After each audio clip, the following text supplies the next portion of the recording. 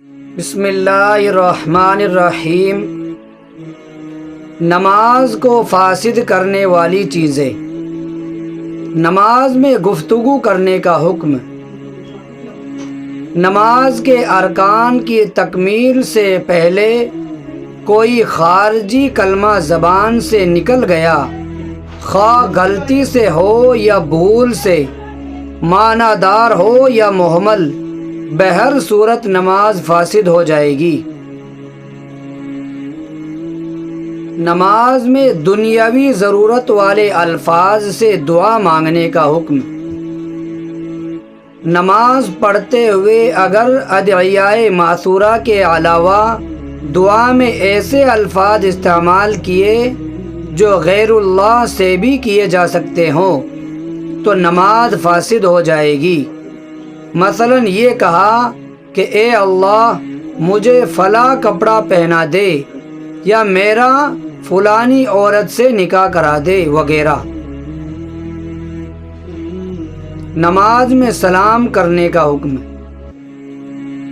نماز پڑھتے ہوئے کوئی شخص سامنے نظر آیا اور نمازی نے اسے زبان سے سلام کر لیا تو نماز فاسد ہو گئی، اگرچہ بھول کر ہی سلام کیا ہو۔ نماز میں سلام کا جواب دینے کا حکم۔ نماز پڑھتے ہوئے سلام کا زبانی جواب دینے سے نماز فاسد ہو جاتی ہے، البتہ اگر ہاتھوں سے جواب دیا تو صرف کراہت لازم آئے گی، نماز فاسد نہیں ہوگی۔ نماز میں مصافحہ کرنے کا حکم۔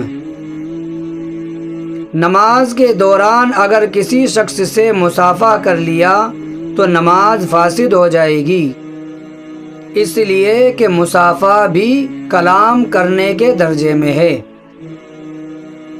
نماز میں عمل کثیر کرنے کا حکم۔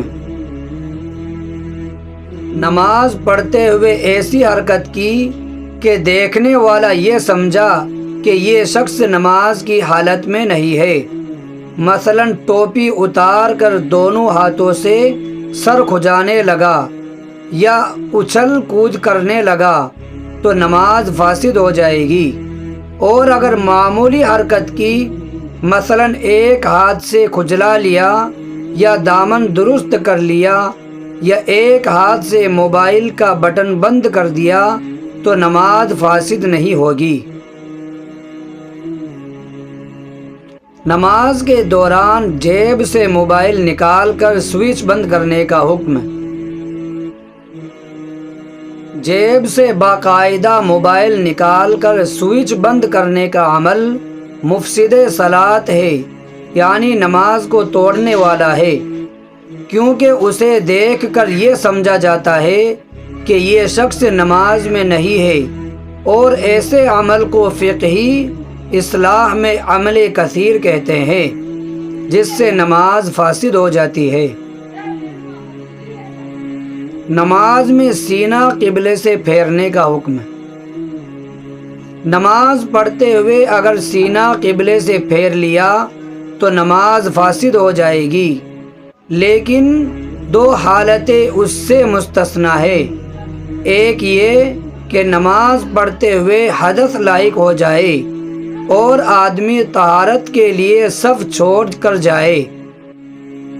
دوسرے یہ کہ نماز خوف میں دوران نماز نقل و حرکت کرے کہ یہ دونوں حالتیں مفسد نماز نہیں ہے۔ نماز کے دوران کھانا پینا کیسا ہے؟ نماز پڑھتے ہوئے اگر کوئی معمولی سے معمولی چیز بھی منہ میں ڈال کر نگل لی تو نماز فاسد ہو جائے گی، حتیٰ کہ اگر دوران نماز منہ آسمان کی طرف اٹھایا اور بارش یا شبنم کا کوئی قطرہ منہ میں گر کر نگل گیا تو بھی نماز ٹوٹ جائے گی۔ دانت میں اٹکی ہوئی چیز کو نگلنے کا حکم۔ اگر دانت میں غذا اٹکی رہ گئی اور وہ چنے کے برابر ہے تو اس کے نگلنے سے نماز فاسد ہو جائے گی، اسی طرح اگر وہ چنے سے چھوٹی ہو مگر اتنی سخت ہو کہ اسے دانت سے چبانا پڑے تو بھی نماز فاسد ہو جائے گی، اور اگر معمولی سی شے ہو جو محض زبان پھیرنے سے تھوک کے ساتھ حلق میں چلی جائے تو نماز نہیں ٹوٹے گی۔